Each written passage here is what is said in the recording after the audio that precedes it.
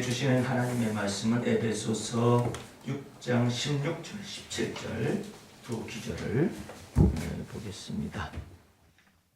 16절 모든 것 위에 믿음의 방패를 가지고 이로써 능히 악한 자의 모든 화전을 소멸하고 구원의 투구와 성령의 곧 하나님의 말씀을 가지라. 아멘. 이 믿음의 방패와 그리고 구원의 투구, 성령의 검, 이것은 아주 중대한 무기라고 하지 아니할 수가 없습니다. 믿음의 방패를 가지고는 능히 악한 자의 모든 화전을 소멸한다, 그렇게 기록하고 있죠. 악한 자의 화전이 뭐냐면 여러분의 연약함을 틈을 타는 내용입니다. 연약함이 사람 속에 그 약점을 탁 찌르고 들어오는 거예요. 어떤 사람은 너무 양심적이라서 죄책감의 연약함을 가지고 있는 사람이 있어요. 다른 사람보다 연약한 양심을 가지고 있는 거예요. 연약한 양심을 가지고 있는 사람들은 오해를 합니다. 뭐냐면 저 사람 너무나 착해서 법 없이 산다 그러는데, 그것은 주님이 믿음으로 살아라 하는 거하고는 좀 기준이 달라요. 예. 내가 양심이 너무나 연약하잖아요. 그럼 내가 내 양심이 연약한 것 때문에 다른 사람이 실족할 수가 있어요. 여러분의 양심은 여러분의 유전적으로 물려받았었던 어떤 양심의 가치 기준이나 이런 거 가지고 살면 안 돼요. 여러분의 양심은 예수 피로 씻김을 받은 양심이어야 해요. 예수 그리스도의 법의 피로 씻김을 받은 양심이 우리가 깨끗한 양심이라는 기준이에요. 예?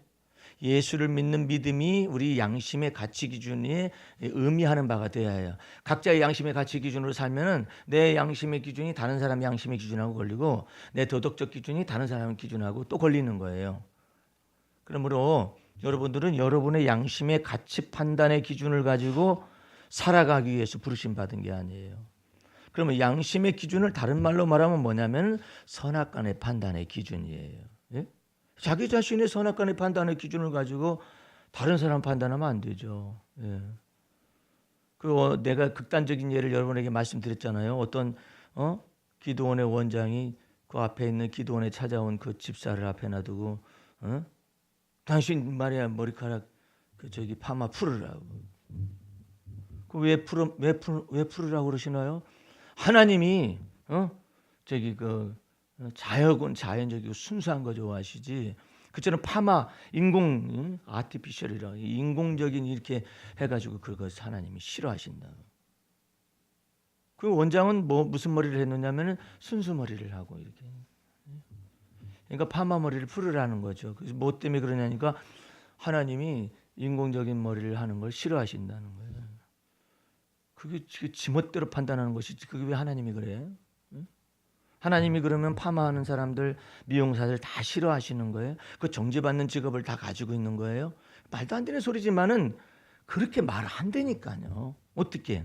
자기 나름대로의 가치 기준을 마치 하나님이 그렇게 요구하시는 것처럼 이 박대해가지고 말이야, 침소 봉대를 해가지고 말을 던지는 거예요. 그게 옳은 거예요. 그게 자기 양심의 가치 기준을 머리카락에다가 왜 세워놔? 머리카락에다가. 만약에 머리카락에서 세워놓으면은 머리 없는 사람은 어떡할 거야? 이게 큰 문제라. 그런데 그걸 절대화시키는 거예요. 그러니까 그게 문제거리라. 그러면 이게 순수 머리를 가지고 있는 사람이 정죄를 받아야 할 이유가 있나요? 없어요. 그러면 하나님은 순수한 머리도 기뻐하시고 파마 머리도 기뻐하십니까? 다 기뻐하셔요. 파마 머리면 어떻고 순수한 머리면 어떻고. 그리고 그러면은 하나님께서는 내 머리가 인공적인 가미를 해가지고 퍼머를 이렇게 해가지고 하면은 괜찮으실까요? 싫어하시진 않을까요? 안 싫어하셔. 왜 싫어하셔? 그럼 여러분들 신발 신고 다니지만 옛날에는 신발도 안 신고 다녔잖아요. 집신 신고 다녔잖아요. 왜 문화적인 차이를 갖다가 절대화시켜서 하나님이 그런다고 생각하면 안 된다 이 말이에요.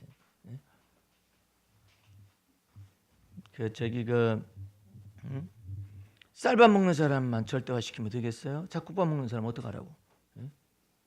이 인간의 가치 기준을 절대화시킬 이유가 없어요. 상대성이 있는 거예요. 문화적 상대성이라고 그래요. 그것도 인정하고 그래야 하잖아요. 먹는 사람 먹지 못하는 사람을 비판하지 말라고. 그러니까 먹지 못하는 사람 또 먹는 사람 판단을 해요. 왜 그걸 먹냐고. 아니 그 돼지고기를 냄새 풍풍 나는 돼지고기를 왜 먹을까? 왜 먹을까는 맛있어서 먹지. 하나님이 그거 기뻐하실까? 그래서 아니 하나님이 왜 안 기뻐하셔? 하나님께서 성경 말씀에 율법에 보게 되면 돼지 같은 그 쪽은 졌지만은 말에 되새김이가 없는 이런 것을 싫어하신다 말. 그건 율법에 그런 것이고 우리는 율법 없는 이방인 가운데서 부르심을 받았잖아요. 여러분 성지순례라는 의미는 우리 이방 그리스도인에게는 없는 거예요. 성지순례가 어디 있어? 어디가 성지래? 그 이스라엘 땅이 성지예요? 여러분의 가정도 성지예요.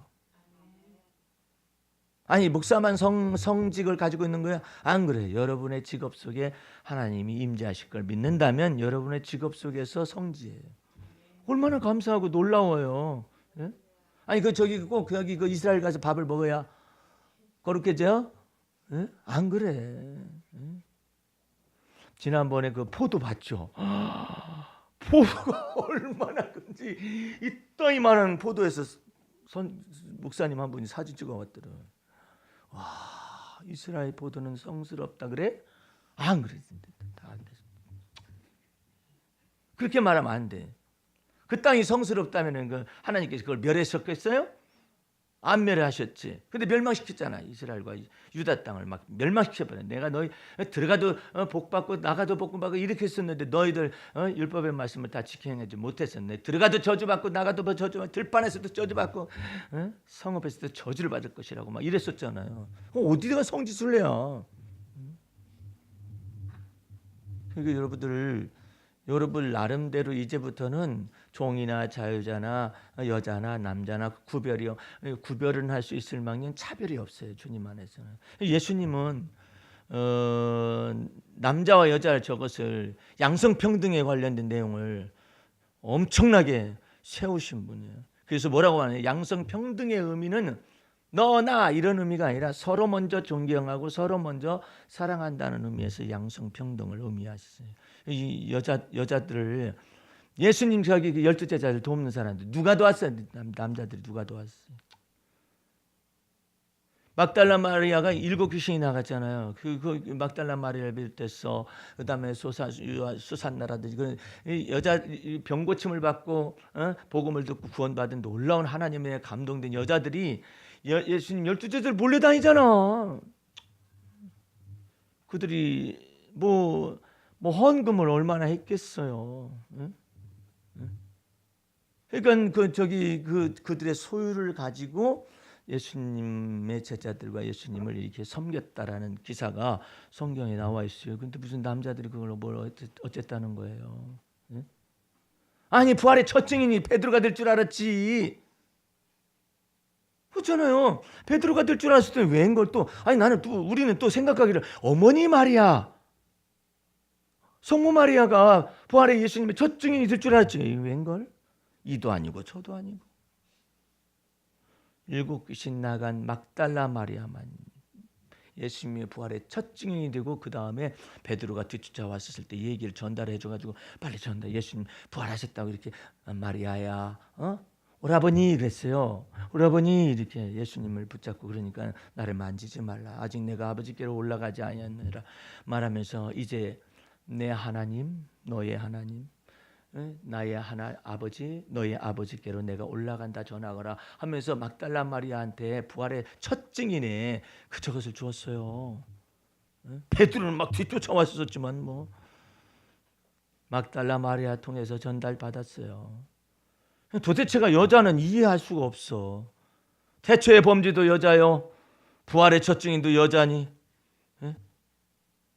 그런 것 가운데서 주님이 놀랍도록 그때 당시에 어떤 우리나라는 유교적인 관계로 인해서 상명하복이 다 결정이 됐잖아요. 이것은 사회적인 통합을 위해서 공자가 이와 같은 걸 유교를 통하여서 사회를 질서를 바로잡은 거예요. 예. 군, 사부, 일체다 딱 해가지고 예?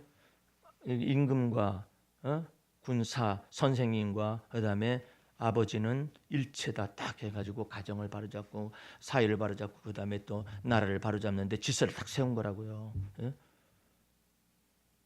그런데 예수님이 오실 당시에도 어린 아이들을 아주 그냥 천하게 취급을 했어요. 예, 어린 아이들을. 그래서 여자 숫자에 치질 않았어요. 여자 숫자를 안 쳤어요. 그냥 아이들 숫자에 치지 않았어요. 그래서 오병이어를 먹은 사람들이 남자만 5천 명이었다고 그러지. 여자 안 쳤다니까.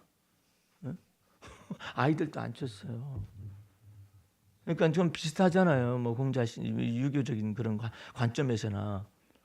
근데 예수 아이들을 갖다가 막 베드로 막 꾸짖고, 애들이 그냥 예수님이 품 안에 아이를 안고서 안수를 하셨어요. 자기도 안수 안 받아봤는데 예수님이 어린아이들 안수를 다 하시면서 놀라운 계시를 우리에게 전달해 줬어요. 혹시라도 이 아이를 꾸짖거나 함부로 대하지 말아라. 이 아이의 천사가 하늘에 계신 내 아버지의 얼굴을 가끔 뵙는다는 말 써놓은 게 아니라 항상 배웁는데, 그러니까 막 울면은 잃는다는 거 알아야 하나님께 다. 애를 갖다가 서럽게 만들어 가지고 그래요. 너 어디를 보고 그래? 부모님이 그냥 아이를 갖다가 남자아이 여자아이 차별하고 막 이랬을 때도 울잖아요. 그럼 누구를 향하여 우는가? 하늘에 계신 내 아버지의 얼굴을 이들의 천사가 항상 배움는다잖아요. 이거 항상 뵙는다. 나는 좀 가끔가다 뵈면 좀 원래복고라든지 아니면 열래복고라든지 이러면 좋은데 이게 항상 뵙는 항상. 이게 얼마나 놀라운 일이에요. 그런데 애를 갖다 죽여가지고 냉장고에다 넣어놓지를 않는가. 별 희한한 인간들이 다 있어. 그 예수님이 그러는 거예요. 이 실족하게 하는 일들 때문에 세상에 화가 있다. 왜 실족하게 하면 그 아이가 원한을 품을 거 아니에요. 원한을 품어가지고 다 막 갚을 거 아니야. 세상에. 내가 지난번에 무슨 얘기 해줬었잖아요. 아니 기도를 해주는데 막 얼음장 같은 이와 같은 마음을 가진 목사님 아들이 왔어요. 집사님 마음 좀 풀어. 목사님 아버님이 뭐 했었어요? 그랬더니 목사님이셨대. 근데 왜 이렇게 얼음장 같은 마음을 가지고 있어요? 목사님 이제 사모님 일찍 돌아가신 거예요. 그리고 이제 다시 이제 재혼을 해서 들어오셨는데 그분이 아들 하나를 데리고 이 집안에 아이가 7명인가 그래. 7명이나 낳았어요. 식구가 그때 당시에. 근데 그 새로운 어머니가 아들 하나를 데리고 들어온 거예요. 농촌교회에 있다 보니까는 이제는 닭이 달걀을 낳잖아요. 이렇게 알을 낳잖아요. 하필이면 그날따라 그냥 그 아버지 그다음에 애들이 7에다가 새로운 동생 8이잖아요. 그다음에 9이잖아요. 엄마까지. 이게 뭐 저기 10개를 낳으면 얼마나 좋아. 달걀이. 그러면 하나씩 돌아가잖아. 근데 하나가 부족했던 모양이에요. 하나가 부족했는데 그 새어머니가 자기 아들을 주고 이 막내 아들을 안 준 거야. 그러니까 마음속에 막 악을 품었어요. 이 사람이 무슨 악을 품었냐면 내가 평생에 계란 후라이를 먹으면 죽일 놈이다. 그래가지고 평생에 달걀 후라이를 안 먹기로 소원 기도를 한 거야. 뭘 그런 걸 소원을 해. 그런데 이제 뭐 때문에 그러냐면 왜 새어머니가 자기 아들은 챙기고 나를 안 챙겼느냐 이거야. 그러니까 막 아버지도 원망스럽고 달걀 후라이도 원망스럽고 그 새어머니도 원망스럽고 이 새끼 이것도 원망스럽고 들어쳐가지고 이대로 자랐어요. 이대로 자라가지고 결혼을 했어요. 아내가 달걀 후라이 드세요 했더니 집어쳐! 세상에. 아니, 왜 그래요? 달걀 후라이는 내 앞에 눈에 보이게 하지 마. 뭐가 어떻게 됐길래 이제 갓 결혼 생활하는 사람이 뭘 얼마나 그 남자의 내면 세계에 대해서 알겠어요. 그러나 이것이 막 응어리가 막 지어져 있는 거야. 달걀 후라이 하면 막 지긋지긋하다고. 그 새어머니, 그놈의 새끼, 아버지는 뭐야? 이런 것으로 막 아이고 이걸 이 얼음장 같은 것을 누가 근데 성령께서 이 얘기를 하시는 건 너희 얼음장이 있구나 이렇게. 네 마음속에 얼음장이 있구나. 그러니까 그 누이들도 다 왔어요. 은혜를 받아가지고 동생이 서울에 있는데 야 너 내려와라. 여기 목사님 통해서 주님의 말씀 좀 들어봐라. 해가지고 목사 다 거기서 거기지 뭐. 그래서 나도 목사 다 거기서 거기지 목사가 돼가지고 있는데 왔어요. 왔는데 말씀 듣는 시간에도 듣지도 않아. 그 목사나 자기 아버지 목사나 뭐 여기 있는 목사나 똑같은 목사지 뭐 이런 생각 가지고 막 빈정거리고 말씀도 안 들어요. 그런데 이제 기도하는 시간이 이렇게 됐는데 내가 손을 얹자마자 주님께서 이 얼음장과 같던 이 마음을 주님 녹여달라고 막 내가 얼음장이 뭐 때문에 얼음장이 됐는지는 알 수가 있어야지 막 했더니 막 풀어지는 거예요. 그러더니 주위에 이제 누님이하고 이제 형들이 이제 막 우는 거예요. 이 아이가 어떻게 잘하는 걸 알으니까. 그래가지고 이제 막 기도를 해주니까 이 사람도 마음이 풀어져가지고 얘기를 하는데 바로 그 얘기를 하는 거야.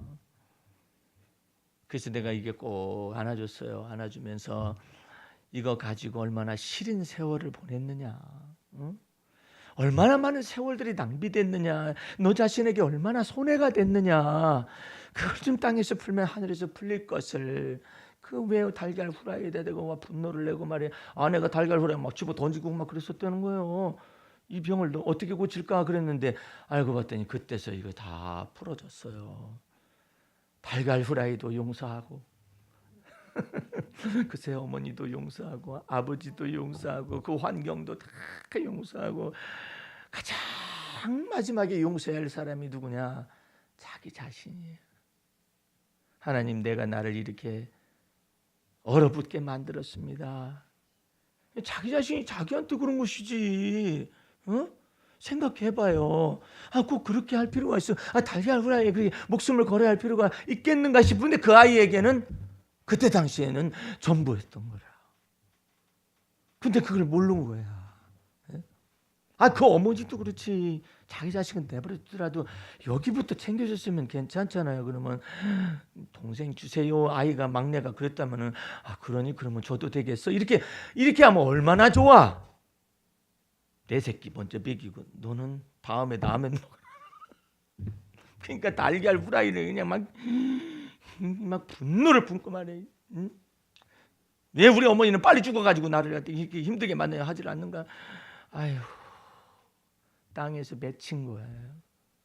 그러니까 전체가 막 맺히는 거야. 근데 맺히면은 지 혼자 맺혔으면 지 혼자 그렇게 되면 모르는데 결혼을 딱 하니까 이게 딱 드러나잖아. 달걀을 내놓으니까 집어쳐. 왜 나한테 화를 내요? 너한테 화내는 게 아니야. 그럼 누구한테 내는 거야? 달걀 후라이한테 화낸다.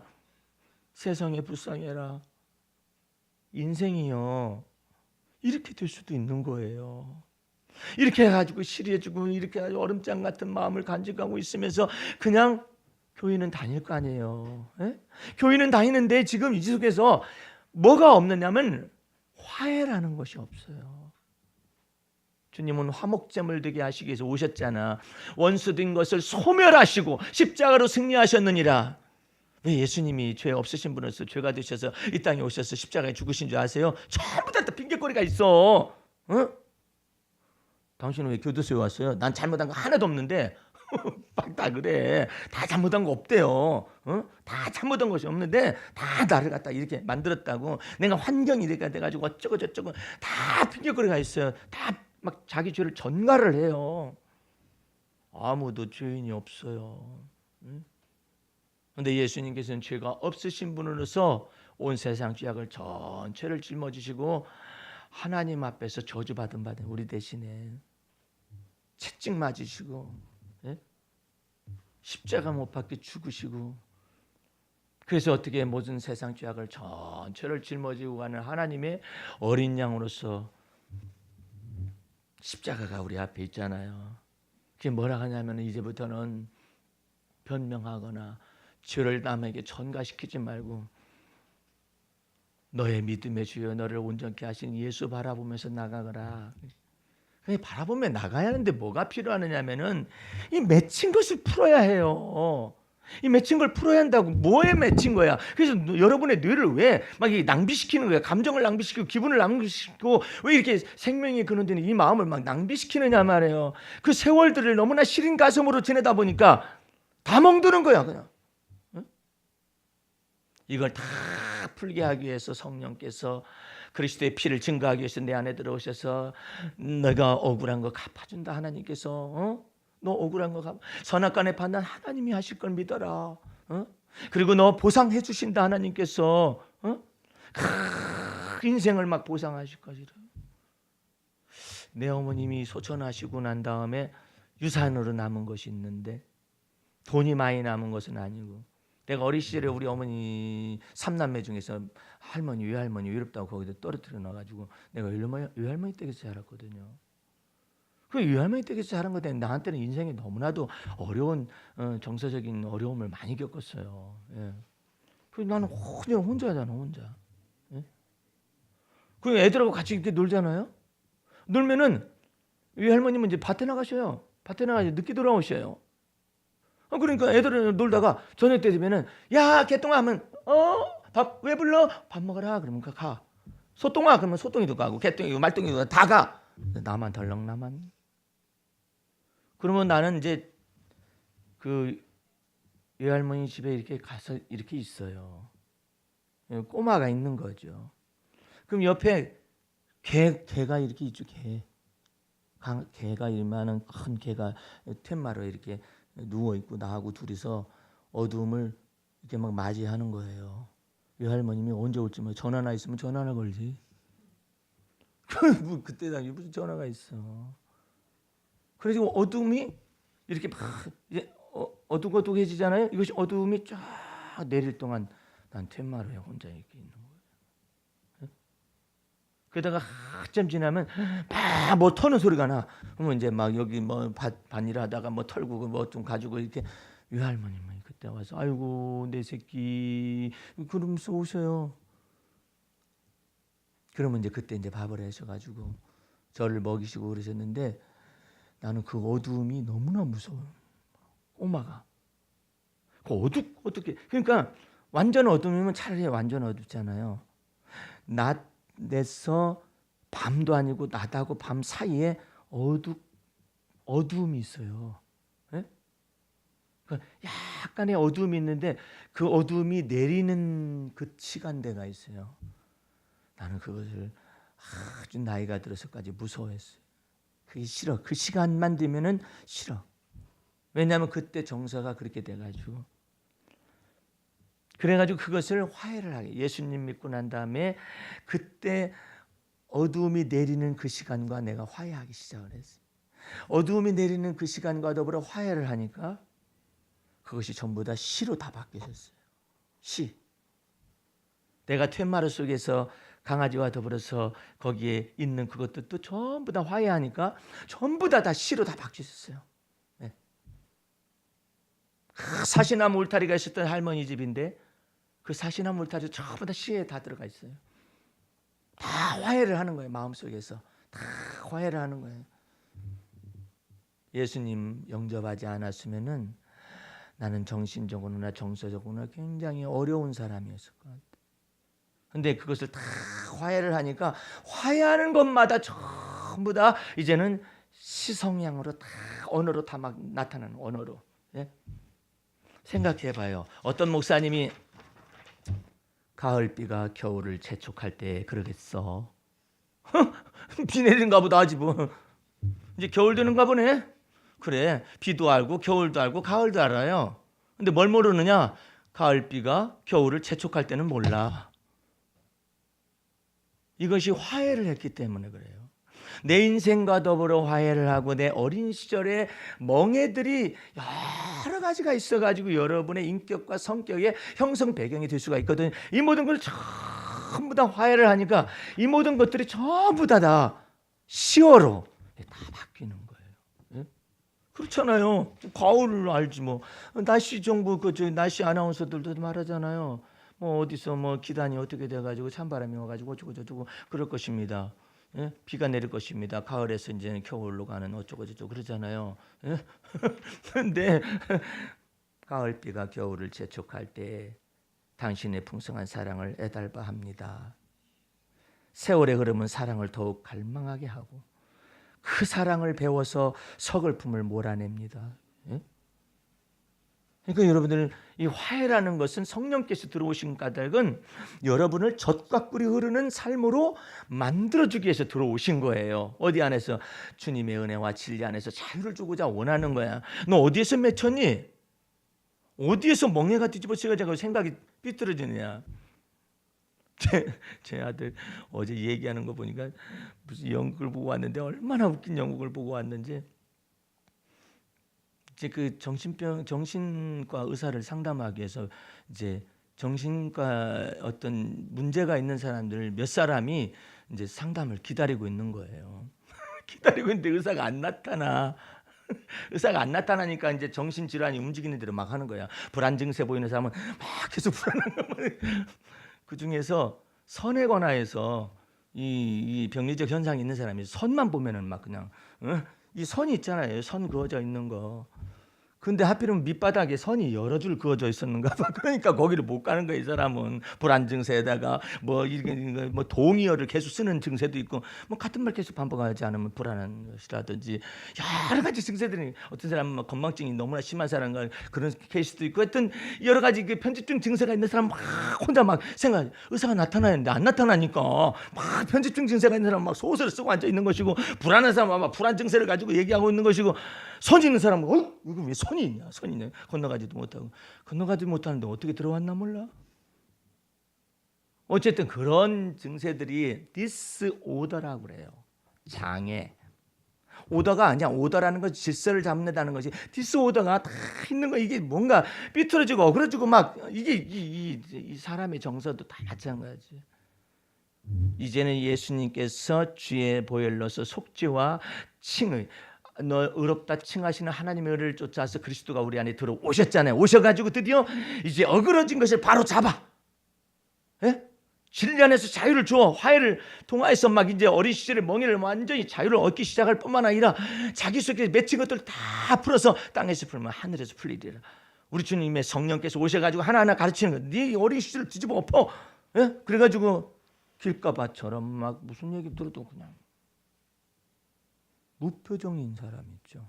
뭔가 정서적으로 이와 같은 어린 시절의 배경이 있는 거예요. 무표정이야. 웃기는 말에도 웃지도 않고. 그렇게 무표정인 사람이 있어요. 길가박 같은 것도 둘러엎어서 돌짝박 같은 것도 둘러엎어서 가시떨기가 같은 것도 둘러엎어서 뭘 만들기 시작하면 좋은 땅을 만들기 시작하는 거예요. 막 둘러엎어서 막 묵은 땅을 막 기경을 하는 거죠. 그러기 위해서 성령께서 들어오신 거예요. 그래가지고 이걸 그리스도 예수 안에 있는 하나님의 은혜와 진리 안에서 우리를 자유케 하고 또 사랑을 보여주기도 하고 내가 너한테 큰 사랑이 되어줄 테니까 너 왼수 용서하거라 그랬지. 응? 내가 너 판단하지 않은 것처럼 너도 너를 판단하지 말고 남을 함부로 판단하지 말고 주를 믿음 안에서 용납하고 관용하고 온유하고 그리스도의 마음을 갖도록 해라. 이것이 표준이 없으면은 우리 멋대로 다 판단하다가 서로 싸우다 망해요. 근데 이 모든 것 가운데 주님이 먼저 앞서가셨잖아요. 너 날 따라오너라. 응? 네 판된 대로 살면은 네 부모 원망하지. 너 자신도 원망하지. 나 같은 건 살아서 뭐해? 라는 생각 들어가지. 응? 나 같은 미운 오리 새끼 같이 느껴지는 것도 있지. 이거 너 어떻게 다 감당하려고 그러니? 응? 이제 예수님께서 하나님의 형상의 원형을 먼저 딱 보이시는 거야. 예수 믿음으로 말미암아 의롭다 칭하여 주시고, 예? 예수 믿음으로 말미암아 속죄함을 주시고 하나님의 자녀가 된 권세 딱 주시고 난 다음에 이제 그리스도가 왕으로 내 안에 오시겠다. 합법적으로 예수 그리스도의 핏값을 주고 나를 사셨으니까 이제 그리스도가 이제 내 마음에 이걸 다 샀어요. 내 마음을 전체를 샀어요. 사가지고 그리스도가 내 마음의 주가 되시는 거예요. 예? 이제 네 멋대로 살면 안 된다. 예? 네 마음속에 그리스도의 마음을 품기를 원하노라. 그런데 내 마음속에 내 판단과 이런 것들이 많이 있잖아. 이제 이것을 하나하나 둘러엎어서 가르치겠다는 거예요. 주여, 제가 주를 따라서 옥에도 가고 죽는 데까지 가기로 결심했나이다. 그건 네 생각이고, 응? 그렇게 될 수 있는 게 아니야. 응? 예수님은 반대로 내가 네 믿음 떨어지지 않기를 놓고 기도하였노라. 그래서 자기가 할 수 있는 모든 것이 있는 줄 알아요. 천만의 말씀이요, 내게 능력 주시는 자 안에서 내가 모든 것을 할 수 있나이다. 사도 바울은 계속해서 그런 얘기를 해요. 내게 능력을 주시는 것을 쫓아서, 능력을 내게 주시는 능력을 쫓아서 내가 모든 일에 수고하노라, 이렇게 말한단 말이에요. 그러니까 이제는 여러분의 마음이 양심에 갇히고 여러분 것이 아니에요. 이제 이 양심이 이제 여러분 것이 아니라 예수 피로 값을 주어 사신 양심이기 때문에 하나님의 은혜와 진리가 이 양심 속에 있어야 해. 이제 여러분의 판단대로 사는 것이 아니라 주님의 진리의 판단대로, 선악간의 판단, 하나님이 하시는 것대로 믿어야 해. 그래서 여러분들 차 몰고 가다가 어떤 무리한 사람이 확 받으려고 그러잖아요. 아이고 주여, 사고 안 난 거 감사하잖아. 저런 못된 놈 하려다가도 주님, 제 생각엔 저런 놈은 못된 놈이라고 생각이 들어갑니다만 이 선악간의 판단 하나님이 하실 걸 믿고, 그리고 또 제가 억울한 것은 또 주께서 갚아주실 걸 믿고, 어떻게 하면 억울한 일을 남한테 할 수가 있어요. 나도 모르는 사이에 확 갔더니 뒤에서 빵 그래. 세상에 안 보이는 곳이 안 보이는 곳이. 어? 저 사람이 막 죽겠다 팍 하면서도 아이고 미안해라. 근데 그 사람이 손 딱 들고 운전 잘하고 가세요, 이렇게 해보세요. 보상받은 느낌이 들잖아. 근데 내가 너 같은 인간 때문에 대한민국이 안 되는 거야, 이렇게 판단했다고 해봐. 그러면 그쪽 어떤 사람이 나타나지. 너 차 태놓고 교육을 막 시키는 거야. 너 같은 놈 때문에 어떻게 그래 봐. 얼마나 망신이에요. 선악간의 판단 하나님이 하실 걸 믿고 또 사고 안 났으니까 감사하지. 예? 그러면 되는 걸 그냥 고치려고 그래. 차 세워. 왜 그러는 거예요? 어쩌다 그렇게 된 걸. 왜 그러냐고 하면 어떡해. 똑바로 정신 차리고 다녀. 그리고 더 놀라운 말은 정신도 차릴 뿐만 아니라 눈 똑바로 뜨고 다녀. 그다 자기도 그렇게 눈 똑바로 뜨고 못 다닐 때도 있을 텐데. 응? 아이고, 내가 저거 다 버렸어. 내 마음속에서 저거 분명히 여자가 운전할 거다. 나 그거 다 버렸어요. 여기도 있잖아. 여기도 운전하잖아. 다 버렸어. 그것도 모두를 그렇게 여자가 운전하니까 그런다고. 여자분들요 운전을요, 그 섬세한 감성 있잖아요. 섬세한 감성을 따라 운전도 잘해요. 예? 근데 여자가 운전해. 더 심한 말 가르쳐 드릴까요? 집에서 밥이 날 것이지, 이런 남자들도 있어요. 이것이 남준여비의 세계의 유교적인 어떤 질서라든지 이런 것을 쫓아서 그렇게 말을 이게 할 때가 있어요. 그때 내가 뭘 느끼냐. 아유 주여, 제가 한국 남자였네요. 이렇게 자백을 해요. 주님이 그랬잖아요. 너 네 본토 떠나라, 네 천척 떠나라, 네 애비집 떠나라 그랬잖아. 나 한국 남자라잖아. 테니스 칠 때 보면 웃겨요. 목사님들도 테니스 치면은 목사님들은 아니야 이미. 어디서 오셨어요? 이제 인사를 하잖아. 저희 부산에서 왔습니다. 그러잖아요. 그럼 우리는 뭐 어디서 왔습니다. 이렇게 하잖아요. 그러다가 안 좋잖아요. 자, 부산 사람이 그랬대. 그것도 전부 다 지가 본토를 생각을 하는 거야. 왜 부산 사람이 그렇다고 그래? 그 사람이 그런 것이지. 예? 그거 한 사람 잘못해도 부산 사람이 다 잘못한 거야? 안 그러잖아. 그런 것들이 망령이거든요. 우리나라의 정권이라는 이런 것을 통해 정치적인 야욕 때문에 이렇게 매도한 것들이 많았었어요. 그래서 동서가 화합을 해야 한단 말이에요. 예? 근데 이와 같은 것들이 하나하나 민족성이 이제는 주 안에서 막 이렇게 자라나고 깨어나고 이러면서부터 이게 지금 발전하고 민주적인 역량이라든지 이런 것들이 에티켓이나 이런 것들이 발전하고 그러잖아요. 처음에 내가 일본 갔었을 때 일본은 차들이 운전대가 오른쪽에 있잖아요. 섬나라는 오른쪽에 있잖아요. 그래가지고 이제는 이제 좌측에서 이렇게 들어오는 것이 우측에서 이렇게 들어오는 것이 아니라 이 거꾸로 돼 있잖아요. 이제 전부 다. 근데 이게 들어올 때 직진하는 사람은 우리나라는 직진 우선이잖아요. 그러니까 딱 한다고 부딪혀봐라. 부딪히면 네가 다 잘못이다. 이러잖아요. 이 사람들은 법대로 하지는 않아요. 그냥 끼어 들어오는 차라도 그 사람이 앞서잖아요. 그러면 직진하는 차량이 멈춰줘요. 왜 이런 현상이 발생한 줄 아세요? 100년 정도 먼저 서양 문물이 들어왔어요. 그와 동시에 에티켓도 들어왔어요. 우리는 에티켓이고 뭐고 생각하고 우리는 뭐가 가장 중요하냐면 이 조그마한 나라에 반토막 난 나라에 어찌 자동차 회사가 4군데 이상이나 되냐. 생산하는 공장이 뭐 그냥 이거 굉장한 나라인 거예요. 여러분들 이것은 이게 민족적인 자부심일 수 있어요. 생각해봐 이상하잖아요. 아니 자동차를 생산하는 회사가 아니 도대체 우리나라가 자동차를 생산할 이유가 뭐가 있어? 근거도 별로 없어요. 근데 이 생산하는 데는 뭐 이렇게 여러 회사의 차량들이 이렇게 돌아다니잖아요. 놀라운 일이에요. 외국 사람들이 처음에 와가지고요. 한국은 조그마한 나라 이름도 잘 몰랐다가 와가지고 놀래 자빠지는 거예요. 왜? 자동차가 전부 다 벤츠라든지 뭐 이런 것들이 다 돌아다니는 게 아니라 한국산 막 자동차가 막 물결 다니니까 놀래 자빠지는 거예요. 제가 한 번은 캐나다에 세미나를 인도하러 갔었을 때 세상에 캐나다에 어떤 캐나다 사람이 포니원이 있죠. 포니원이 어느 때 거야? 이게 지금 현대자동차 포니원, 예? 포니원을 몰고 가고 있어. 어느 정도로 오래돼가 이 포니원이 어떻게 생겼느냐? 트렁크도 다 날아가가지고 그냥 철사를 이렇게 뭉개가지고 그런 거 타고 다녀.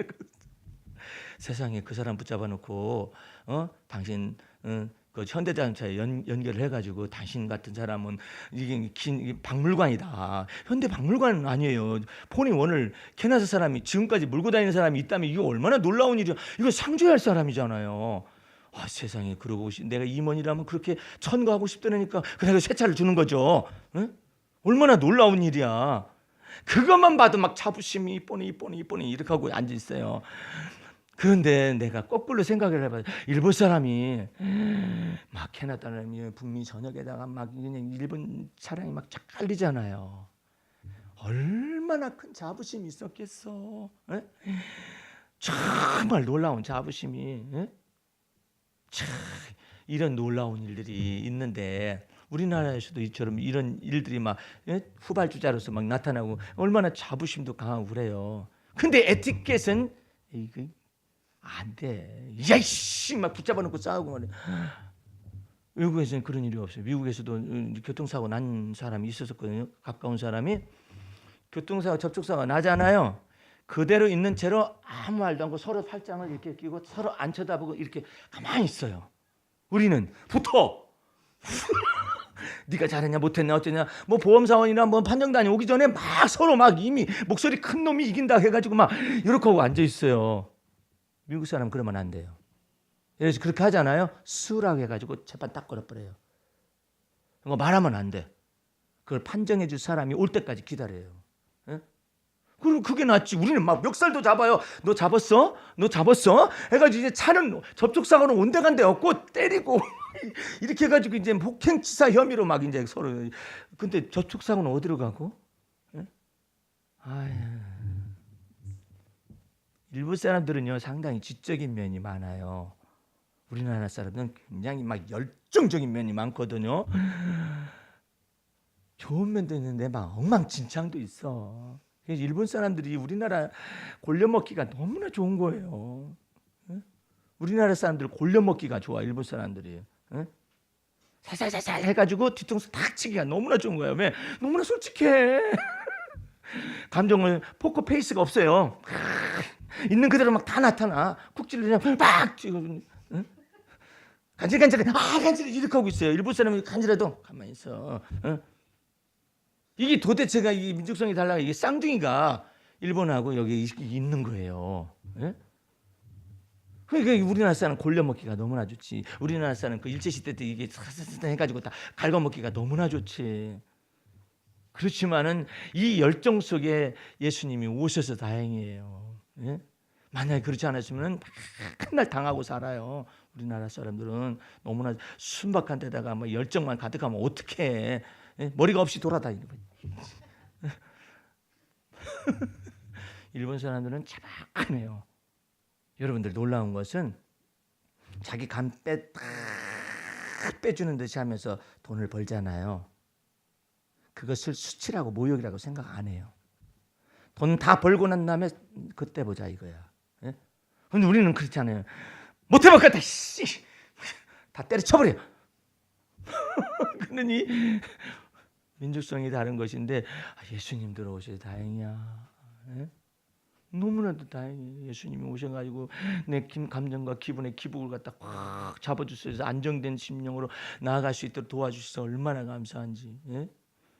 어쨌든 여러분들은 믿음의 방패라는 거 한마디만 가지고도 굉장히 깊숙한 내용들을 여러분과 답을 나눌 수가 있어요. 이제 여러분들 두려워 떨거나 불안해 그와 같은 정서 속에 헤맬 것이 아니라 여러분의 믿음의 주요 잘 생각해야 해요. 여러분의 사상의 주가 아니야. 사상. 내 가치 판단에 이 사상이나 이것이 주가 아니라 내 믿음의 주요. 믿음이 있기 때문에 엉성한 게 많아요. 잘 들어요. 말씀의 구절을 설명하니까 믿음이 있기 때문에 엉성하네. 나는 우리 목사님 가운데 그냥 테니스 치는 목사님 가운데 너무 신령한 목사님이 계세요. 자기가 서브를 딱 넣기 전에 뭐라 하냐면 이 서브가 들어가서 못 받을 줄로 믿습니다. 그런 분이 있어요. 왜 그런지 몰라. 목사님 왜 그래요? 그랬더니 믿음으로 하는 거야. 또 아무 데다나 적응하면 어떡해. 그러다가 서브 안 들어가면 어떡하려고. 그때는 뭐 내가 잘못된 거겠지 뭐. 또 그럴 때마다 하면 어떡해. 응? 그러다가 또 서브를 날리기 전에 주여 바람이 불 줄로 믿습니다. 그래 놔버리네. 바람이 불 줄로 믿어가지고 자기 서브가 세게 들어가기를 원해서 그러는데 바람을 명령하는 거야. 뭐 하는 거야. 예? 그래 내가 그냥 목사님 그러면 안 돼. 그러지 마. 목사님 내 영성 글 읽잖아. 응? 그래서 우리의 믿음이 확실한 증거를 얻게 하기 위하여 그 다음 말이 필요한 거예요. 나의 믿음의 주여 우리의 믿음의 주여 우리를 온전케 하시는 이 예수 바라보자. 여러분의 믿음이 허황한 데 있지 아니하고 여러분을 온전케 하시는 주님이 여러분 속에 나타나 열매가 맺히기까지 입도 조심하고 허탄한 것도 함부로 할 것도 아니고 주님이 열매와 증거를 다 주시면은 주님이 내게 믿음에 대한 증거를 주셨으므로 내가 말하리라. 주님께서 내 입을 열어주리라. 한나가 여호와께서 저를 생각하시오면 자식을 주시 달라고 그래가지고 그냥 자식이 딱 있으니까 자식 딱 내놓고 함부로 교만한 소리를 하나님 앞에서 함부로 하지 말아라 말이야. 하나님은 행동을 알아보시는 하나님이시다. 하나님은 내 편이시다 해가지고 자식 딱 내놓고 그냥 헌신하잖아요. 하나님 내게 주시면 그 아이 머리에 삭도를 대지 않고 주님께 바치겠나이다. 딱 갖다 바치.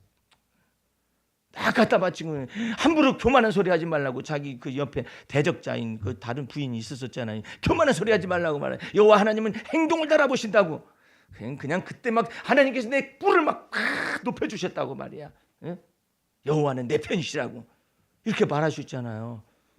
그렇게 할 때까지 주님이 증거 주실 때까지 온전히 주님을 바라보면서 나아가다 보면 주님이 증거를 딱 주시면 그때 하나님께서 나와 더불어 함께 계셨다고 딱 얘기할 수 있는 거예요. 호황 뛰지 않게 하기 위하여 나의 믿음의 주여 나를 온전케 하시는 이 예수 바라보라고. 여기 우리 이원희 집사님 암 수술하고 난 다음에 내가 아는 목사님은요 그 나하고 같이 테니스 하는데 아침마다 19가지 그 가루를 해가지고 사모님이 먹여서 테니스하러 보냈어요. 아침마다요. 얼마나 기운이 센지. 나이가 나보다 한 5살이나 많으신 분이셨는데 그렇게 기운이 셀 수가 없고 막 볼도 막 탁탁 넘어 그랬었어요. 그랬는데 우연찮게 건강진단을 받다 보니까 위암이야. 위암. 그러면 그 위암이 되고 난 다음에 진단받고 난 다음에 이제 수술을 들어갔거든요. 위암 진단서부터 3개월 만에 소천하셨어요. 돌아가시기 전에 그 저기 아는 테니스 동호회 사람들 불러가지고 이거 너 가져. 이거 너 가져. 이제 난 필요 없어. 그러고 다 물려주고 이제 소천하셨어요. 우리가 무슨 생각했느냐면은 암이 하루 이틀에 든 것도 아니고 전에부터 있어가지고 지금까지 만들어졌을 거 아니야. 그럼 여태까지도 그냥 19가지 가루 사모님이 해준 거 마시면서 사자같이 그렇게 했더라면은 차라리 수술을 해버리니까 운동을 못 하잖아요. 예? 그러니까 차라리 그냥 그러면 여태까지 주님께서 나와 더불어 함께 계셨다면 나 가겠다 이대로. 그럼 지금까지 살아계실 수도 있죠. 무슨 해장국집 그 위에 교회가 있어가지고 그 교회 이름을 그렇게 지은 목사님이 계셔요. 그 목사님의 아버님이 내가 대전에서 직접 만났을 때 위암을 20년을 가지고 그대로 그때까지 살아계셨어요. 거기 촬영을 엑스선 촬영한 것을 딱 보여주거든요. 새까만 것이 있어요. 근데도 그대로 주를 믿는 믿음 안에서 가겠다 해가지고 사셨어요. 20년간 넘게 사셨어요.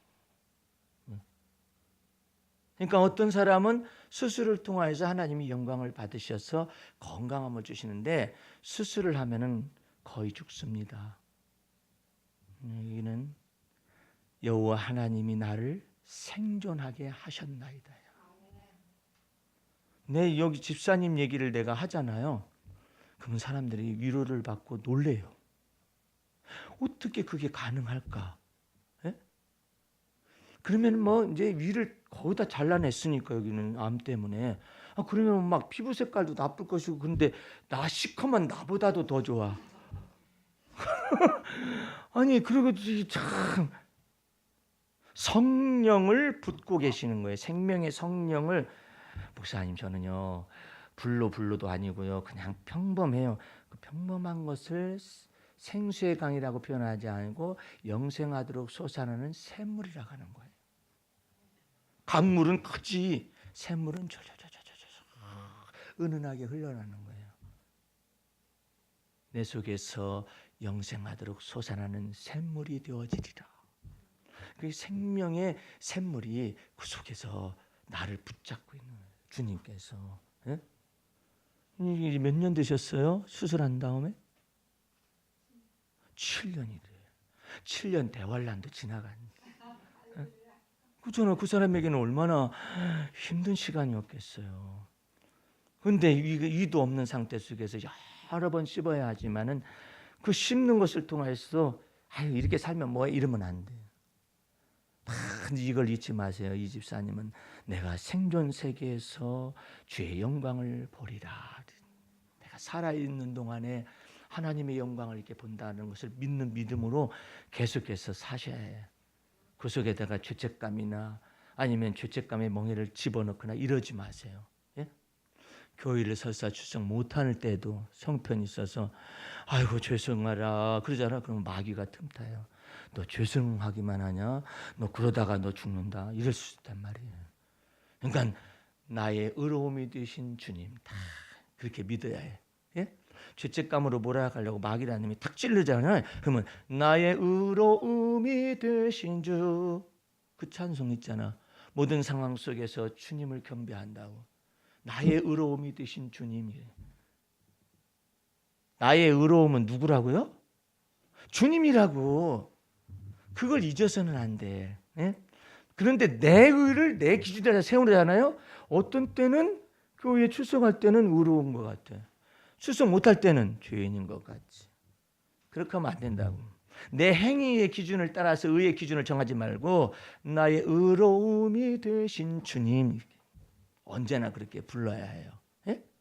그렇잖아요. 예.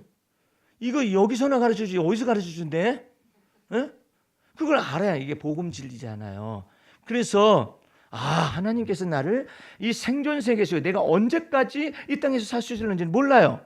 모르지만은 생존 세계 속에서 여호와 하나님은 나의 분기십니다. 믿어야 해요. 오, 살아있다는 것은요 엄청난 거예요. 내가 생존해 있다는 건 엄청난 거예요. 죽어서도 주의 영광 보면은 좋아요. 그런데 생존 세계 속에서 있을 동안에 주님이 상급과 멸류관을 결정하셔요. 죽고 난 다음에 상급과 멸류관을 어떻게 더 플러스 마이너스 할 수는 없지. 내가 살아있는 동안에 너 이때에도 주를 믿었느냐, 이 일에 관해서도 주를 믿었느냐, 이렇게 주를 믿는 믿음 안에서 언제나 살아가야 해요. 그래서 내가 저걸 여러분의 헌금 기도할 때마다 그런 기도를 하는 거예요. 하나님, 재물을 능력도 주님이 주셨고, 할렐루야, 내가 주님께 바치고 헌신할 마음도 주님이 주시는 거라. 그걸 쫓아서 행하여 가지고 이제 하나님이 하나님의 것을 받으셨나이다. 얼마나 놀라워요. 그러기서 여러분 마음 중에서 언제나 그리스도의 너희 속에 거하시는 그리스도는 내 마음의 영광의 소망이시니라. 항상 그런 마음을 가지시고 매일매일의 삶 속에서 때마다 일마다 주와 더불어 동행하세요. 그리고 인정하세요. 다음 주에 이제 기도하는 방법에 대해서 또 배울 것인데 너무 쉬워. 기도 많이 하려고 하지만 다른 교회는 기도 많이 하라고 그러죠. 자기도 못하면서 또 기도 많이 하잖아요. 기도 많이 한 것이 자기 의가 되어 있네. 기도 않는 사람들 그 따위로 해가지고 되겠어? 여러분들은 믿음 가지고 사세요. 성령을 쫓아 행하세요. 성령께서 감동을 주신 데 사세요. 그리스도가 여러분의 마음의 주인이세요. 그 그리스도가 여러분에게 재물을 능력도 주시고 주님 앞에 헌신하고 봉사할 마음도 주시는 거예요. 그러니까 성령을 쫓아 행하시면 돼. 할렐루야. 이렇게 가르쳐 놓으니 부흥이 되겠어요? 근데 나는 이것이 즐거워. 얼마나 놀라워요. 우리 교회가 조금 어떤 때는 삐걱거릴 수 있을지 몰라도 재정 상태를 가지고 어려움을 너무나 많이 겪어가지고 주님이 재정을 맡으셔. 예를 들어서 여러분이 재정을 맡으면 곤란해요. 헌금할 사람들이 없어요. 근데 주님이 재정을 맡아요. 이게 참 신기한 거예요. 내 재정도 주님이 맡아요. 여기 핸드폰에 딱 가지고 있다가 하나님, 여기 신사임당이 빈 거 아세요? 이렇게 하면 신사임당 갖다 주셔. 재물 얻을 능력을 주셔요. 신기해요. 그런 믿음 안에서 여러분의 믿음의 주여 여러분을 온전케 하시는 이 예수를 바라보는 걸 하나씩 연습하는 거예요. 그 다음은 하나님께서 여러분의 생활의 주님이시오, 때마다 일마다의 주님이시오, 여러분의 인생의 주가 되실 줄로 믿습니다. 다 같이 기도하겠습니다. 우리 하나님 아버지, 오늘도 믿음의 방패가 무엇인가를 가지고 저 앞에서 말씀을 들었습니다. 하나님께서, 주님께서 우리의 믿음의 주여 또한 우리를 온전케 하시는 주님인 것을 깨달아서 날마다 주와 더불어 동행하게 도와주옵소서. 지금은 우리 구주 예수 그리스도의 은혜와 하나님 아버지의 그 무한하신 사랑과 성령의 감화 감동 인도 보호하심이 오늘 말씀의 잔치에 참여해서 주와 더불어 동행하기를 원하는 성도들 머리 위에 지금부터 영원까지 함께 하시옵기를 간절히 축원하옵나이다. 아멘. 할렐루야. 마쳤습니다.